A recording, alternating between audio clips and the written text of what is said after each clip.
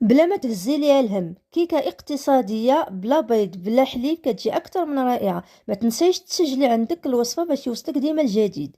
في اناء غادي نوضعو كاس ديال سنيده، كاس ونص ديال الماء، معلقه كبيره ديال الخميره ديال الدار، وحنا كنخلطو. غنضيفو خمارة فاني، كاس فيه نص ديال الزيت ونص ديال الزبده، وغنضيفو بودره ديال الكاكاو وحنا كنخلطو في نفس الوقت. غنضيفو 3 الكيسان ديال الدقيق الفورس، تقريبا واحد 300 غرام، كل كاس كيهز 100 غرام.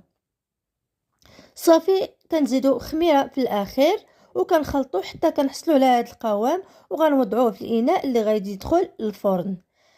هنا غادي نوجدو لاصوص: كاس ديال الماء، 2 معالق ديال سنيده، 2 معالق ديال البودره ديال الكاكاو، وكنخلطو. غادي نوضعوها على النار. من بعد كنزيدو قطعه ديال الشوكولات